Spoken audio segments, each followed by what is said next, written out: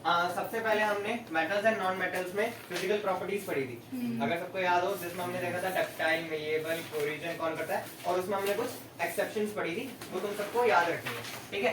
अब जो हम पढ़ने जा रहे हैं, हम chemical properties of metals and non metals, ठीक है। तो बेसिकली जो स्टडी करेगी वो सबसे ज्यादा मेटल्स की स्टडी करेगी, क्योंकि पूरा चैप्टर मैंने अगेन बताया था कि 118 एलिमेंट्स में से कितने नॉन मेटल्स हैं, सिर्फ 22, और बाकी सारे क्या है, मेटल्स हैं, और कुछ और मेटलॉइड्स है। तो अधिकतर चैप्टर किससे रिलेटेड होगा, मेटल से रिलेटेड होगा। इतनी बात थोड़ा क्लियर हुई होगी। तो मतलब अधिकतर इस चैप्टर में हमें किसके बारे में पढ़ना होगा, मेटल्स के बारे में हमें इस चैप्टर में पढ़ना है, ठीक है। तो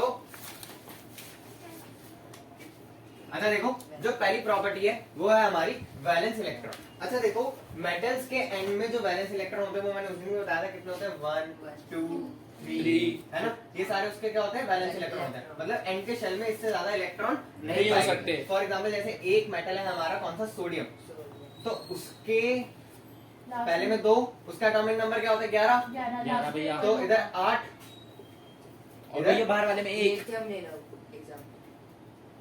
4 भैया, 8 9 10 11 1। तो इसमें कितने इलेक्ट्रॉन है, मतलब वैलेंस इलेक्ट्रॉन कौन से होते हैं, वैलेंस शेल में जो इलेक्ट्रॉन पाया जाता है उनको क्या बोलते हैं, वैलेंस इलेक्ट्रॉन। और वैलेंस शेल कौन सी होती है, लास्ट ऑर्बिट को क्या बोलते हैं, वैलेंस शेल, और उसमें जो इलेक्ट्रॉन पाया जाता है उसको हम क्या बोलते हैं, वैलेंस इलेक्ट्रॉन। अच्छा देखो, जैसे इसमें 1 इलेक्ट्रॉन पाया गया, अगर हम अगला एग्जांपल देखें अपना, कौन सा ले, एल्युमिनियम लेके देखते हैं। एल्युमिनियम का एटॉमिक नंबर क्या होता है, 13, ठीक है। इसमें कितने, Al 2 और 1 2 3, पहले ये बनाई, पहले में 2 भरते हैं, उसके में 8 4 4 8, एंड में कितने बचे, 2 10 हो गए अभी तक।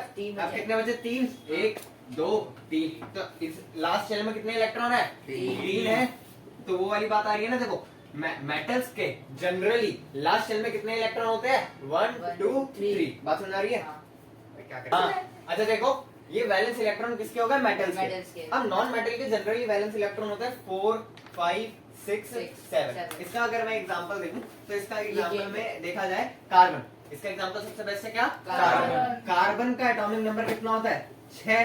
कार्बन का एटॉमिक नंबर क्या होता है, 6। ये देखो, ये C कार्बन का न्यूक्लियस, ये 2, और ये एंड में कितने इलेक्ट्रॉन हो गए, 4 2 3 4। तो एंड में कितने इलेक्ट्रॉन है, वैलेंस इलेक्ट्रॉन कितने हैं टोटल, 1 2 3 4। तो मतलब बात समझ आ रही है। ये देखो, इनका जो वैलेंस इलेक्ट्रॉन होते हैं वो कितने होते हैं, 4 5 6 7, ठीक है। ये वाली बात है।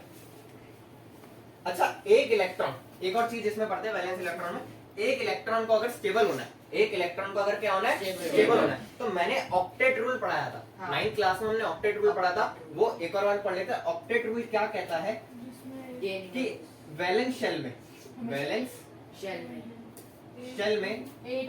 8 इलेक्ट्रॉन होने चाहिए। कितने इलेक्ट्रॉन होने चाहिए, 8 इलेक्ट्रॉन होने चाहिए। तो अगर अब देखो, इनकी वैलेंस शेल में कितने इलेक्ट्रॉन है, हाँ इधर समझो, इनकी वैलेंस शेल में कितने इलेक्ट्रॉन है, 1 2 3। तो मतलब इनकी वैलेंस शेल में 8 इलेक्ट्रॉन नहीं है। तो ये वैलेंस अपने आप को स्टेबल करने के लिए, अपने आप को स्टेबल करने के लिए ये 7 इलेक्ट्रॉन लेना पसंद करेगी, या 6 इलेक्ट्रॉन लेना पसंद करेगी, या 2 थोड़ी 3 8 5 7 6 5। इसको 7 की नीड है 8 स्टेबल करने के लिए, इसको 6 की नीड है, इसको 5 की नीड है ना। तो ये इतने इलेक्ट्रॉन लेना पसंद करेंगे या इन्हें छोड़ना पसंद कर देंगे। फॉर एग्जांपल जैसे अगर किसी के एंड में 1 इलेक्ट्रॉन है, उसके बाद उसका ऐसा समझो कि देखो ये कोई मेटल है A, ठीक है, एग्जांपल लेते हैं, इसके बाद 2 इलेक्ट्रॉन इधर है, कितने हो गए, 4 10। इसके पास ये इलेक्ट्रॉन इधर है, ठीक है, इधर समझो। अगर अब इसे स्टेबल होना है तो बेसिकली इसको यहाँ पे भी कितने चाहिए, अभी 7 इलेक्ट्रॉन चाहिए इस शेल में। ये समझो, इसको यहाँ पे भी कितने इलेक्ट्रॉन चाहिए, 7 इलेक्ट्रॉन चाहिए। तो इस शेल में इसको कितने इलेक्ट्रॉन चाहिए, 7 इलेक्ट्रॉन चाहिए, क्योंकि यहाँ पे भी कितने इलेक्ट्रॉन है, 1 ही है ना। तो बेसिकली अब थोड़ा बात समझने की कोशिश करो, 7 इलेक्ट्रॉन लेना किसी भी एटम के लिए मुश्किल होता है। इससे बढ़िया वो क्या करेगा, एक लूज कर देगा। इससे बढ़िया वो क्या करेगा, एक अपना ये लूज कर देगा। जब ये एक अपना लूज करेगा तो ये वाली शेल हट जाएगी। तो वैलेंस शेल कौन सी बनी, अब ये वाली, अब ये कौन सी है, वैलेंस शेल और इसकी शेल में कितने इलेक्ट्रॉन है? 8 है। तो ऐसे क्या होता है, ये स्टेबल होता है। बात समझ आ रही है? तो बेसिकली ये इलेक्ट्रॉन क्या करते हैं, डोनेट कर देते हैं। बात समझ आ रही है? मेटल का मैंने उस दिन बताया था, इलेक्ट्रॉन क्या करते हैं, डोनेट करते हैं। इलेक्ट्रॉन डोनर, एक नाम भी बताया था मैंने मेटल्स का, इलेक्ट्रॉन डोनर। तो बेसिकली ये मेटल को क्या करते हैं, डोनेट करते हैं। उसका रीजन मैंने अभी बताया, क्यों? क्योंकि वो 7, 6 इलेक्ट्रॉन नहीं लेना पसंद करेगा कोई भी एक एटम, क्योंकि उसमें ज्यादा एनर्जी लगती है। ठीक है, तो अब इसको मिटाओ, मतलब मिटाऊंगा तुम्हें।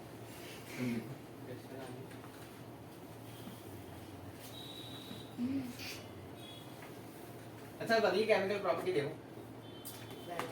अब अगली केमिकल प्रॉपर्टी है सेकंड नंबर पे, इलेक्ट्रॉन डोनर और एक्सेप्टर। अच्छा, इलेक्ट्रॉन डोनर कौन से होते हैं, मेटल या नॉन मेटल? मेटल्स होते हैं। इलेक्ट्रॉन डोनर कौन से होते हैं? मेटल। डोनर का मतलब क्या होता है, जो इलेक्ट्रॉन डोनेट कर देता है। बात समझ आ रही है? जो इलेक्ट्रॉन दे देता है। और नॉन मेटल्स क्या होते हैं, एक्सेप्टर। क्योंकि अभी मैंने बताया, अगर जैसे इसके पास 4 इलेक्ट्रॉन है या इसके पास 6 इलेक्ट्रॉन है, फॉर एग्जाम्पल किसी भी इसमें 6 है, तो इसको ये 2 ले लेगा और अपना पूरा करेगा, क्योंकि 2 इलेक्ट्रॉन लेना तो आसान है ना, 2 इलेक्ट्रॉन लेना तो आसान है। ठीक है, तो वो वाली बात है। तो नॉन मेटल्स क्या होते हैं, एक्सेप्टर, इलेक्ट्रॉन एक्सेप्टर। ये मैंने E माइनस का मतलब समझता ना, इलेक्ट्रॉन है। ठीक है, शॉर्ट फॉर्म में लिखा है हमने भी लिख दिया। अब थर्ड है हमारा इलेक्ट्रो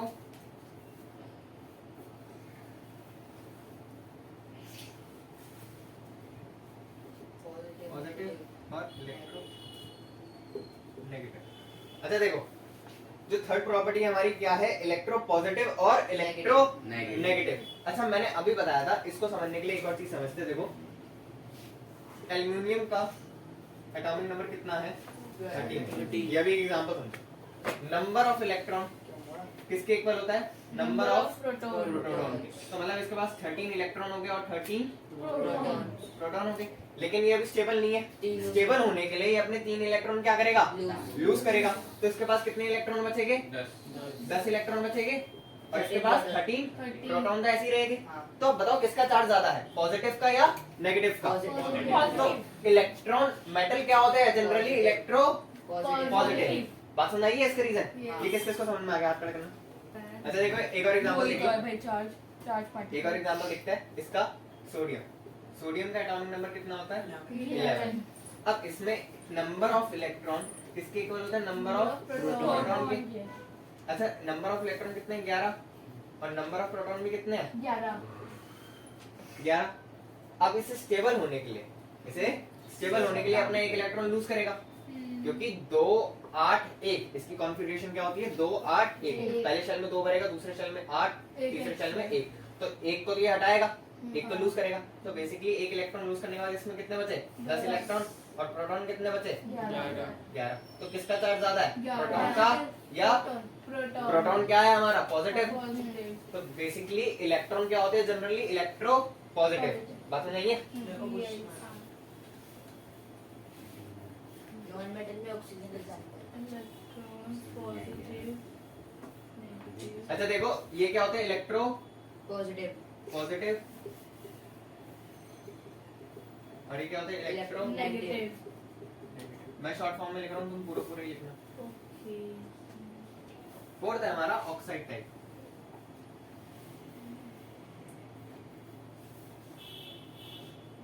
ऑक्साइड टाइप का मतलब समझो, इधर समझो, पहले समझो। ऑक्साइड टाइप का मतलब होता है कि बेसिक है या एसिडिक है। अब ये थोड़ी, ये देखो, इसमें रीजन ना समझो तो ये अच्छा है, क्योंकि रीजन ना समझ के बस इतना याद रखो, जो मेटल्स होते हैं वो जनरली क्या होते हैं, बेसिक। जो मेटल होते हैं वो जनरली क्या होते हैं, बेसिक। और ये नॉन मेटल जनरली क्या होते हैं, एसिडिक। तो तुम्हें अगर स्टेटमेंट आए, अगर देखो, अब देखो क्वेश्चन आंसर इसमें से कैसे बन सकते हैं, define the valence electron of metals. अगर कोई ऐसा करके क्वेश्चन आता है तो तुम क्या लिखोगे, metal generally have a valence electron from 1 to 3। ठीक है, दे डोनेट इलेक्ट्रॉन। ठीक है, तो ऐसे करके एक आंसर लिखना है। 1 मार्क्स में अगर ऐसा ही है, 2 मार्क्स में आंसर करके आता है। नहीं, केमिकल प्रॉपर्टी, एक केमिकल प्रॉपर्टी आई है ना वैलेंस इलेक्ट्रॉन से रिलेटेड, तो उसी को थोड़ा डिफाइन करो। उसमें मैंने देखो ये वाली चीज खुद ही ऐड ऑन कर दी, क्योंकि ये दोनों पॉइंट अधिकतर रिलेटेड है। ठीक है, तो इसका ऑक्साइड टाइप याद रखना, इसके एग्जांपल लिख लेना, जैसे NaO। NaO क्या है? एक मेटल ऑक्साइड है। क्यों? क्योंकि सोडियम क्या है हमारा? ऑक्साइड।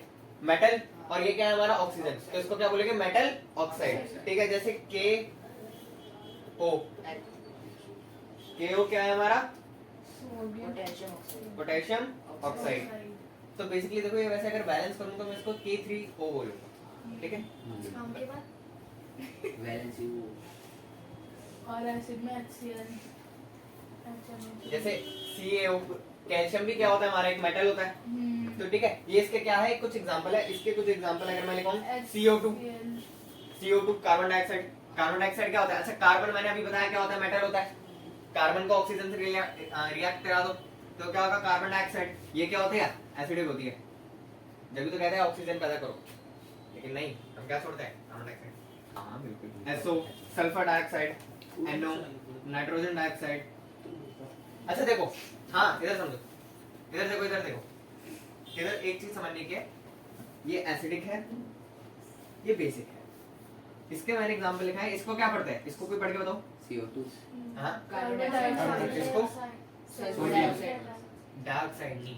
इसमें देखो, ऑक्सीजन के आगे इधर 2 है, तो इसको, इसमें ऑक्सीजन के आगे 1 है, तो इसको क्या पढ़ते हैं? मोनोऑक्साइड। इसको क्या पढ़ते हैं? Sulphur monoxide, nitro monoxide. क्यों? क्योंकि मोनो मतलब किसको रेफर करता है? मोनो रेफर करता है 1 को, डाई रेफर करता है 2 को, ट्राई रेफर करता है 3 को। ये चीजें याद रखना कि पढ़ते कैसे। और क्या करते हैं? 2 को बोलेंगे डाई। अगर ऐसा आया, ऐसे समझो, अगर ऑक्सीजन आया तो मोनो, ये आया डायो, डाई मतलब ये आया तो ट्राई ऑक्साइड। ठीक है, 1 2 क्योंकि ऑक्सीजन नेचर में 3 तरह का पाया जाता है। एक जिसकी वैलेंसी 1 है, एक जिसकी वैलेंसी 2 है, एक जिसकी वैलेंसी 3 है। अभी तक ठीक है, अभी तक हाँ, अभी तक बेसिक्स चल रहा था। अब तो यहाँ से जो शुरू होने जा रहा है तुम्हारा चैप्टर शुरू होना है, थोड़ा मेन चैप्टर है जिसमें से क्वेश्चन आएंगे। अभी तक बहुत ज्यादा बेसिक्स चल रहा था। हमने केमिकल, पहले फिजिकल प्रॉपर्टी देखी, फिर हमने केमिकल प्रॉपर्टी देखी, फिर हमने मेटल की डेफिनेशन मैंने उस दिन लिखवाई थी, नॉन मेटल की डेफिनेशन मैंने उस दिन लिखवाई थी। अब जो शुरू करने जा रहे हैं हम रिएक्शंस को पढ़ेंगे। ठीक है, केमिस्ट्री बेसिकली कुछ भी नहीं है, किसको पढ़ना होता है? रिएक्शन को पढ़ना होता है। ठीक है, जैसे हमने अगर एसिड बेस का अगर लेक्चर याद हो, हमने एसिड बेस में क्या पढ़ा था? Acid react with metal oxide, acid react with metal hydroxide, acid react with metal carbonate oxide. हां, तो इसमें भी हम ये पढ़ेंगे metal react with this, metal react with this, metal react with this. ठीक है, और नॉन मेटल का ऐसे ही। ठीक, तो सबसे पहले मेटल की रिएक्शन देखते हैं। तो सबसे पहली जो रिएक्शन है डिस्प्लेसमेंट रिएक्शन। सबसे पहली रिएक्शन कौन सी है? Displacement reaction. Displacement reaction. है ना? हाँ, डिस्प्लेसमेंट रिएक्शन क्या कहती है? मोर रिएक्टिव एलिमेंट, मोर रिएक्टिव एलिमेंट को क्या करती है? वो मोर रिएक्टिव मेटल को डिस्प्लेस करती है। More reactive metal displace a less reactive metal। अच्छा, फॉर एग्जांपल समझो, इस डेफिनेशन का मतलब समझो पहले। हाँ, इधर समझो, ये डेफिनेशन का मतलब समझो। इस चैप्टर में, हाँ इधर देखो, सारे सबसे इंपॉर्टेंट कॉन्सेप्ट है, एक देखो, पहली पढ़ा रहा हूं मैं, हमारा एंड में आएगा। ठीक है, इस चैप्टर में बेसिकली हमें क्या पढ़नी है? एक रिएक्टिविटी सीरीज पढ़नी है। एक रिएक्टिविटी सीरीज कुछ भी नहीं है, ऐसे मान के चलो, पहलवान, उससे छोटा पहलवान, उससे पतला, मतलब बात में आ रही है ना? रिएक्टिविटी सीरीज क्या है? पोटेशियम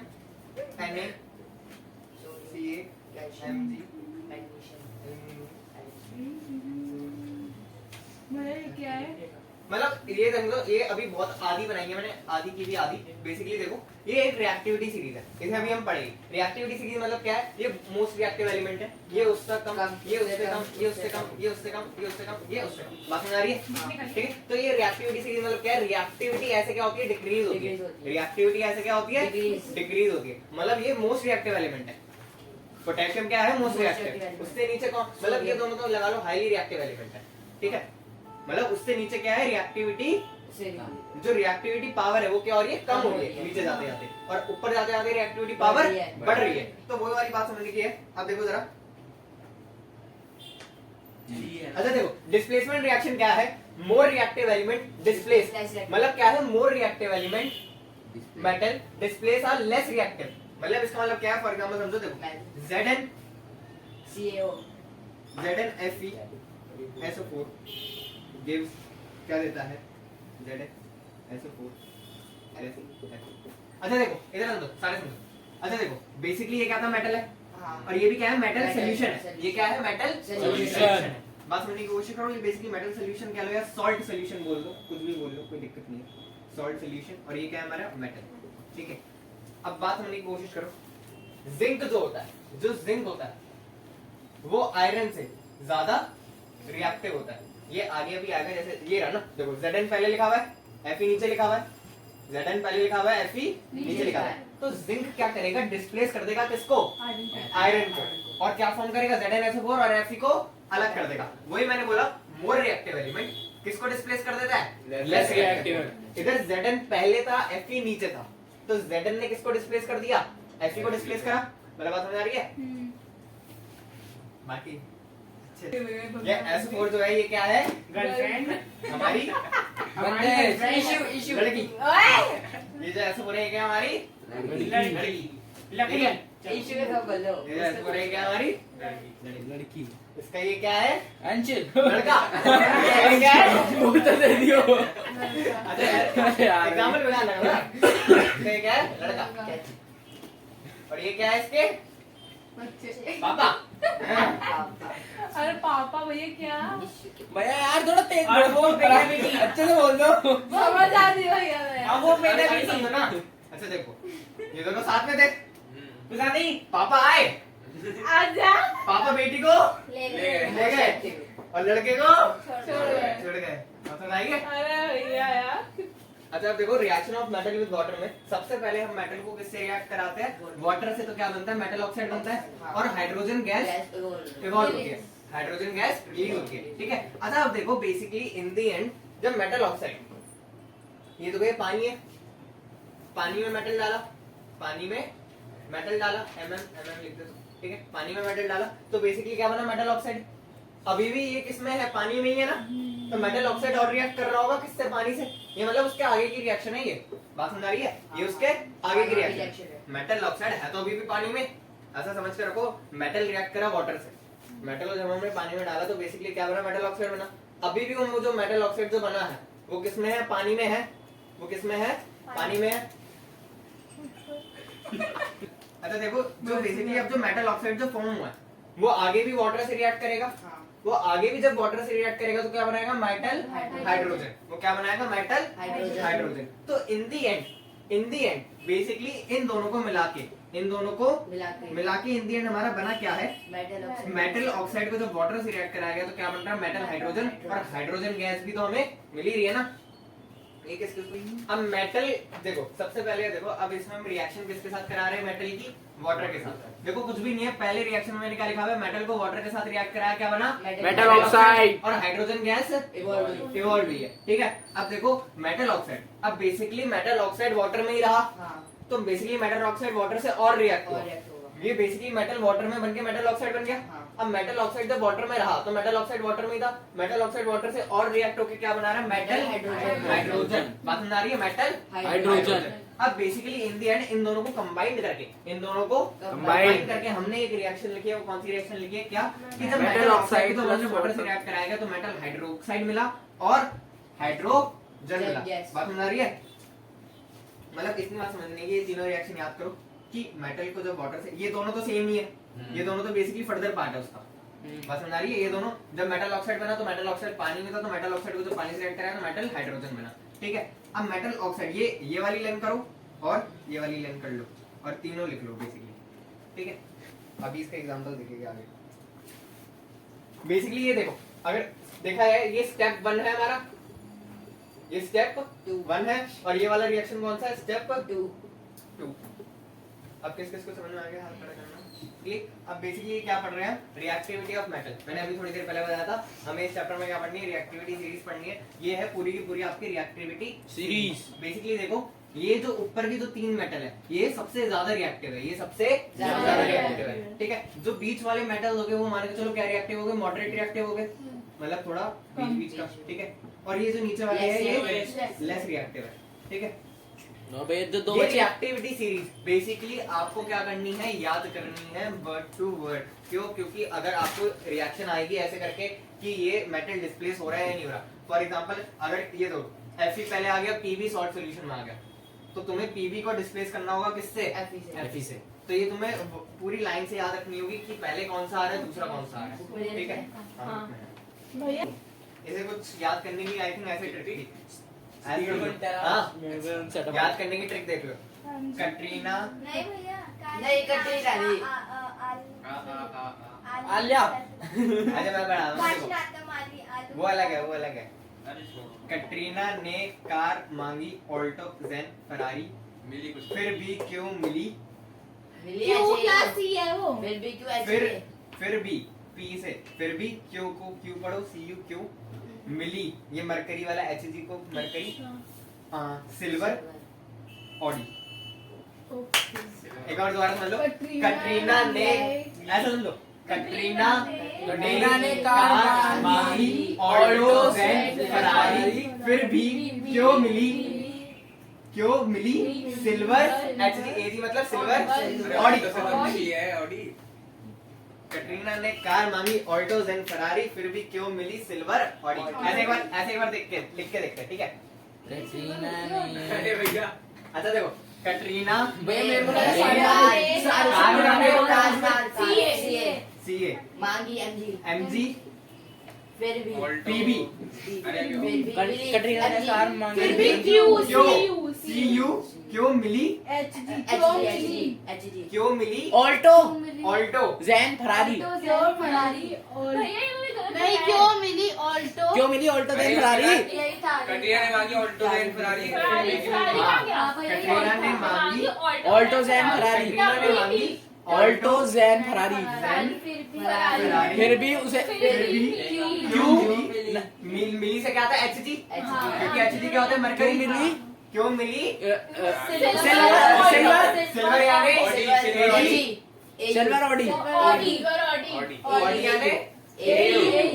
बात सुनाइए, याद हो गई? एक और करते हैं।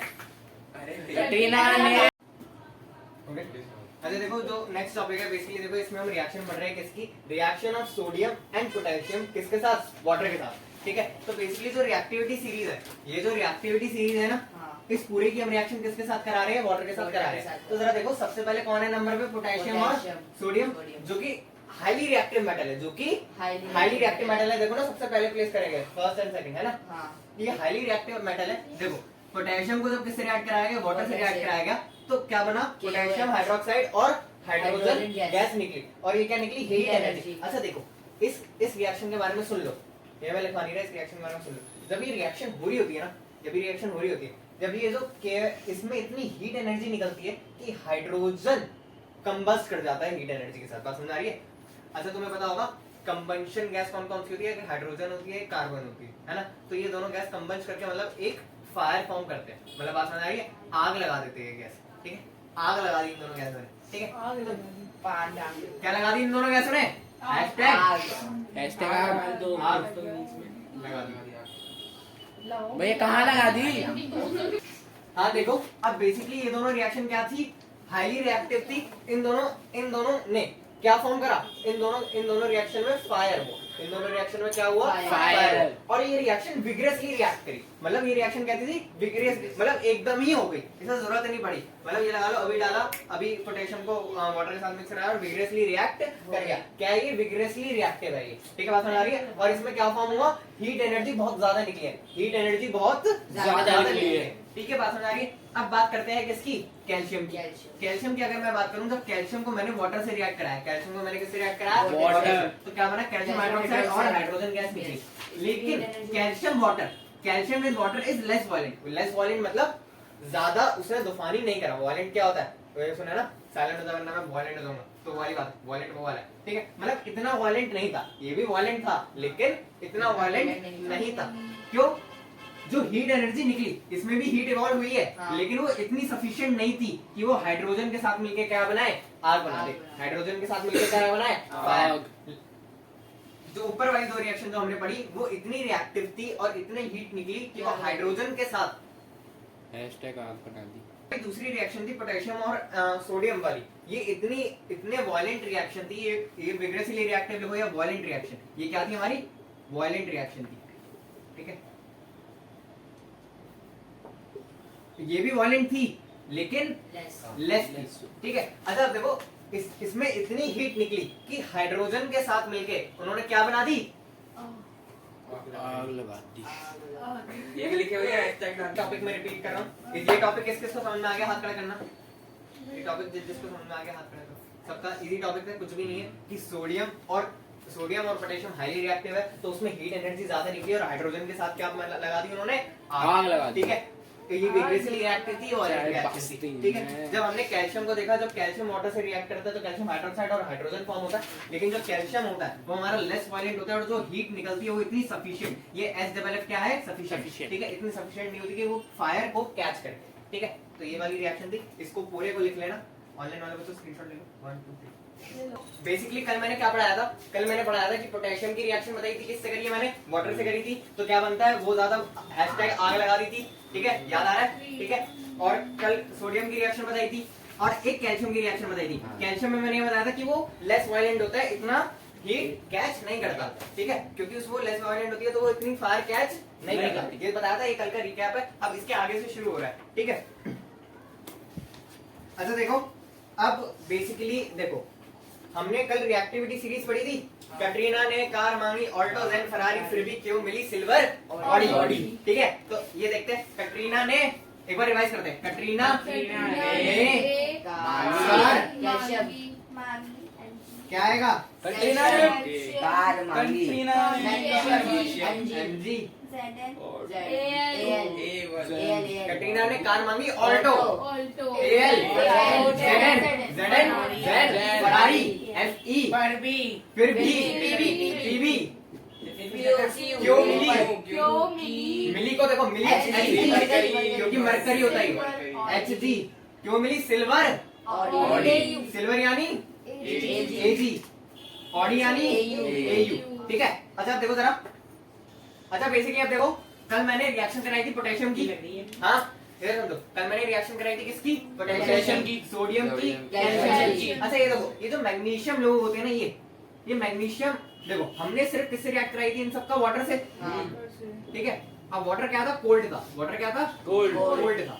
जब मैग्नीशियम की अगर मुझे रिएक्शन करानी है, अगर मुझे किसकी रिएक्शन करानी है, मैग्नीशियम की अगर मुझे रिएक्शन करानी है, मैग्नीशियम की रिएक्शन करानी है तो मुझे कोल्ड वाटर से नहीं करानी पड़ेगी, किससे रिएक्ट कराना पड़ेगा, हॉट वाटर से। किससे रिएक्ट कराना पड़ेगा, हॉट वाटर से, ठीक है। बात समझ आ रही है, मतलब जितना रिएक्टिविटी डिक्रीज हो रही है, बेसिकली बात समझो, कोल्ड वाटर और हॉट वाटर, देखो तीन चीजें, कोल्ड वाटर,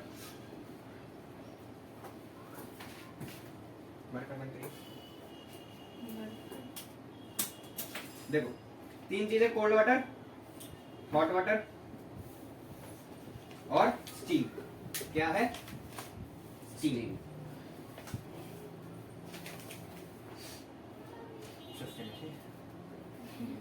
ओके देखो, कोल्ड वाटर क्या होता है, जिसकी काइनेटिक एनर्जी, देखो कोल्ड वाटर है, हमने काइनेटिक एनर्जी पढ़ी। काइनेटिक एनर्जी क्या होता है, जो ज्यादा हॉट है, काइनेटिक एनर्जी होता है पार्टिकल्स की मूवमेंट। काइनेटिक एनर्जी क्या होता है, पार्टिकल की मूवमेंट। जिस देखो ऐसे समझना, इशारे बोल नहीं पा रहे भैया। इशारे समझना, इशारे। कोल्ड वाटर की काइनेटिक एनर्जी, कोल्ड वाटर की जो पार्टिकल होगे उसकी मूवमेंट कैसे होगी, ऐसे ऐसे ऐसे। जो हॉट वाटर होगा उसकी मूवमेंट कैसे होगी, मतलब तेज हुआ ना, और जो स्टीम होगा उसकी टकरा होगा, ठीक है। गाना है ना गर्मी वाला, ठीक है, तो बात समझ आ रही है, मतलब क्या समझाना चाह रहा हूं मैं, इनकी पार्टिकल्स की मूवमेंट तेज है, पार्टिकल्स की मूवमेंट तेज है यानी काइनेटिक एनर्जी तेज है। तो बेसिकली हॉट वाटर क्या दे देता है, मैग्नीशियम को थोड़ी एनर्जी दे देता है, क्योंकि वो कम रिएक्टिव है। देखो ना, कम रिएक्टिव है ना, नीचे आ रहा है ना, तीसरे नंबर चौथे नंबर पर आ रहा है, तो मतलब कम रिएक्टिव है ना। तो इसलिए तो मैग्नीशियम किससे रिएक्ट करता है, हॉट वाटर से। और जो बाकी के नीचे के कुछ एलिमेंट जो है, जैसे अभी हम देखेंगे एल्यूमिनियम, एल्यूमिनियम ना कोल्ड वाटर से,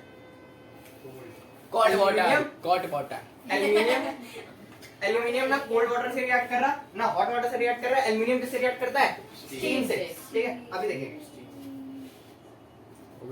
लीडिंग को खराब कर रही है। अच्छा देखो, जब एल्यूमिनियम, देखो ये एल्यूमिनियम और आयरन, ऐसे क्या होता है, आयरन। जब एल्यूमिनियम और आयरन बेसिकली किससे रिएक्ट करते हैं, स्टीम से। किससे रिएक्ट करते हैं, स्टीम से। तो वो वाली बात है।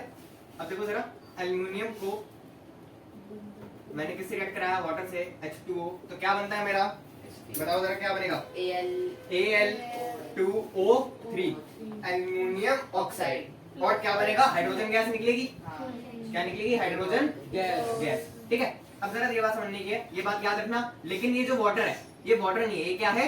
स्टीम है। मॉलिक्यूल तो सबका सेम होगा ना। हॉट वाटर का भी मॉलिक्यूल क्या होगा? H2O होगा। कोल्ड वाटर का भी मॉलिक्यूल क्या होगा? H2O होगा। स्टीम का भी मॉलिक्यूल क्या होगा? H2O। ये क्या है? स्टीम है। स्टीम समझ रहे हो क्या होती है? जो कुकर में जब सीटी देते वक्त जो ऊपर गरम से जो धुआं निकलता है उसे स्टीम कहते हैं। अच्छा बताओ, अगर तुमसे क्वेश्चन आता है कौन सा सबसे ज्यादा गर्म है? कौन सा सबसे ज्यादा गर्म है? स्टीम ज्यादा गर्म है, हॉट वाटर ज्यादा गर्म है, कोल्ड वाटर ज्यादा गर्म है? स्टीम सबसे ज्यादा गर्म है। कभी भी देखना कुकर के ऊपर हल्का सा हाथ रख के देखना, हाथ जल जाता है। भैया क्योंकि तेज से आता है ना। प्रेशर अगर प्रेशर भी नहीं हो ना तो भी स्टीम ज्यादा गर्म होती है हॉट वाटर से। ठीक है, अच्छा देखो आयरन की रिएक्शन साथ के साथ लिखते जाओ, साथ के साथ लिखते जाओ। इसमें स्टेटमेंट क्या लिखनी है? मेटल लाइक एल्यूमिनियम या आयरन ये ना ही कोल्ड वाटर से रिएक्ट करते ना ही हॉट से रिएक्ट करते। ठीक है, ये किससे रिएक्ट करते हैं? रिएक्ट करते हैं ये स्टीम बाबू से रिएक्ट करते हैं। ठीक है, इसको बोल दिया। इन्हें ना ठंडा बंदा पसंद है ना हॉट बंदा पसंद है। इन्हें कौन सा बंदा पसंद है? ठीक है, स्टीम से याद रखो, सेक्सी बाप बंदा।